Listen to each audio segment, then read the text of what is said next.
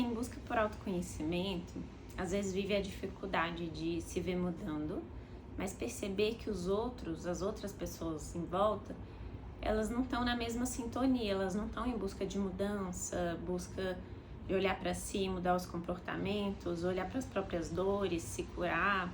Isso pode ser um desafio porque a gente começa a enxergar muita coisa.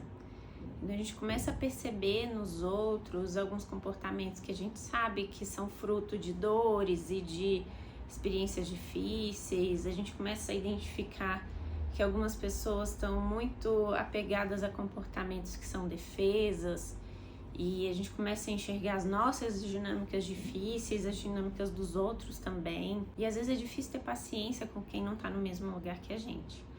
Mas essa pessoa que entra nesse processo, que começa a mergulhar no autoconhecimento, começa a se enxergar e se reconhecer, ela precisa ter muito cuidado para não achar que o mundo precisa entrar na mesma sintonia do que ela.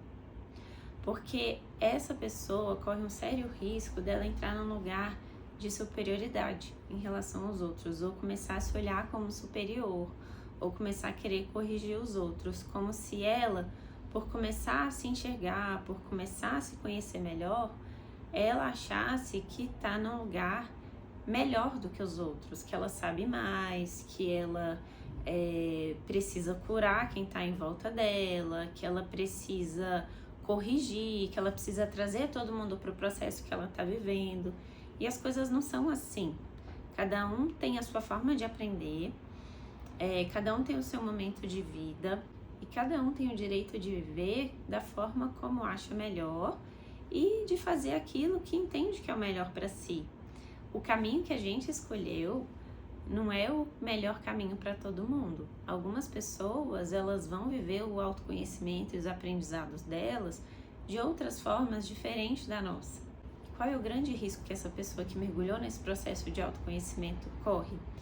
É dela achar que ela é melhor do que os outros, ou que o jeito que ela está vivendo é o certo. E aí, essa pessoa corre o risco de deixar de se enxergar.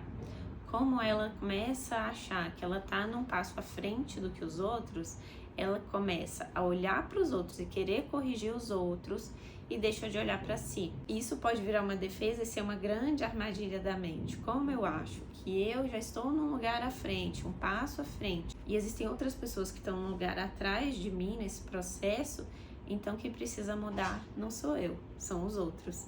E isso nem sempre é verdade. Porque a sua forma de ver o mundo, de encarar as coisas que você já aprendeu, quem disse que o outro não aprendeu, só que de outra forma? Quem disse que o outro não está vivendo o processo dele de uma outra maneira? Então esse lugar de julgamento é um lugar que a gente tem que ter muito cuidado, porque ser o salvador do outro pode ser uma grande desculpa para não se olhar. Aquela pessoa que é a salvadora dos outros, e nós mulheres, a gente costuma se colocar muito nesse lugar de salvadora dos outros, que tem que corrigir os outros, que tem que ensinar, que tem que ajudar, que tem que salvar. E aí a gente começa a achar que sabe o que é melhor para a vida do outro, de acordo com as nossas vivências, com as nossas experiências, com as nossas regras. Só que o outro tem o processo dele, e essa mulher também tem o processo dela. E a gente ajuda muito mais quando a gente vive o nosso processo e quando a gente mergulha nas nossas questões e faz aquilo que nós acreditamos ser importante para nós, do que ficar olhando para o que é do outro, tentando corrigir o que é do outro, ou até culpando o outro. Porque o meu marido não faz terapia, que a nossa relação tá ruim. Será que é mesmo? Pode ser que o fato dele buscar alguma coisa melhorasse. Mas será que essa sua fala não é, na verdade, uma desculpa para você não olhar para você? Será que você não está muito cheia da razão, achando que você está num lugar de hierarquia acima dele, que você tem que ser a salvadora, que corrige, a que ensina, a que direciona? Será que nessa sua relação com as outras pessoas você também não está assumindo esse lugar da salvadora, querendo assumir esse papel, querendo assumir esse lugar de que o problema são os outros e não você? O nosso processo de autoconhecimento, a nossa necessidade de visitar as nossas dores, as nossas defesas, as nossas questões, é para a vida toda. E o que vai acontecer é que quando a gente começa a mergulhar nesse autoconhecimento, começa a ter algum conhecimento, isso pode virar uma defesa também. E aí virar uma necessidade de apontar para o outro e de terceirizar a responsabilidade pelo nosso incômodo. Se você está vivendo um incômodo nas suas relações, não é muito... Você não acha que seria muita pretensão esperar que todo mundo comece a viver o mesmo processo que você, comece a mudar para entrar no mesmo ritmo que você? Isso acaba sendo um gasto de energia enorme, uma busca por uma enorme frustração, porque o fato é que isso não vai acontecer. Cada um tem a sua experiência individual, cada um tem as suas verdades, cada um tem as suas experiências e cada um tem o seu momento. E se o seu momento é esse, o momento do outro é outro. Cada um vai viver conforme a bagagem que carrega, com o que tem, e você pode acreditar que cada um tá dando o melhor que tem para dar.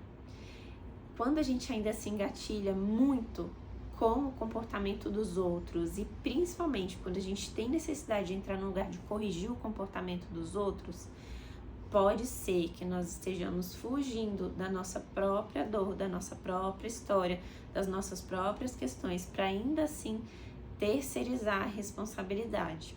Quando o relacionamento vira esse jogo entre aquele que precisa ser salvo e aquela pessoa que precisa salvar, aquela pessoa que precisa sair resgatando todo mundo pelo caminho, como se ela fosse a grande salvadora do outro, pode ser que essa pessoa esteja sim evitando olhar para si. Pode ser que ela esteja com medo de mergulhar em si, de perceber as próprias dores. Então o que ela faz? Ela terceiriza. Ela fica buscando olhar para as pessoas que estão à volta dela e buscando os defeitos, os erros, as dificuldades. Porque a todo momento que ela se ocupa do outro, a todo momento em que ela é a dona da razão e que os outros que estão em volta dela são os errados, ela deixa de olhar para si. E isso pode ser uma grande defesa. Muitas mulheres assumem um comportamento extremamente controlador, doador, achando que o outro tem problemas, que o outro tem defeitos, que o outro tem dificuldades, que a decisão do outro é errada.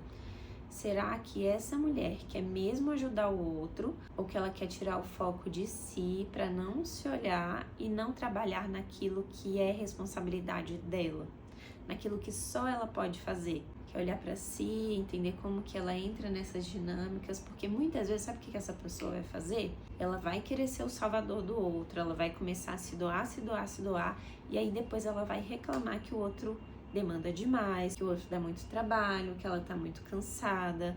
Mas será que não é ela mesma que está se colocando nessa posição? E qual é a razão dela se colocar nessa posição? Será que não é uma necessidade de se autoafirmar? Uma necessidade de controlar? De ter tudo do jeito dela? De tirar o foco de si e manter o problema nas costas do outro? Ninguém tem essa importância toda para saber o que é melhor para a vida de ninguém. Se alguém pede ajuda, se alguém pede uma opinião, é válido a gente viver essas trocas, mas viver olhando para as relações, querendo salvar as pessoas que estão em volta, querendo salvar a família, o marido, os amigos, achando que a gente vai botar ordem na vida dos outros, pode ser uma grande fuga, uma grande necessidade de não olhar para si. E o mais difícil é que essa pessoa muitas vezes vai ter certeza que ela está fazendo aquilo pelo outro, que ela está querendo ajudar, que ela está querendo se doar, mas nem sempre nós conseguimos alcançar com tanta profundidade as razões e os motivos que existem por trás do nosso comportamento. Pode ser que o que exista por trás disso tudo sejam algumas dores, a dor da rejeição, a dor de não se sentir importante, a dor de não se sentir visto. E aí essa pessoa, para ter um lugar na vida do outro, ela vira a salvadora. Porque no fundo ela acredita que se ela não for a salvadora dos outros, que se ela não ficar nesse lugar de doação extrema, ela não vai ter relevância na vida de ninguém e vai acabar sendo abandonada.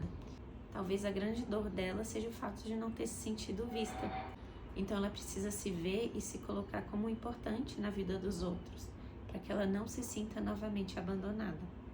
É importante lembrar que muitas vezes nós vamos mentir para nós mesmos e que aquela situação difícil no qual a gente se coloca pode ter um grande ganho secundário por trás daquilo.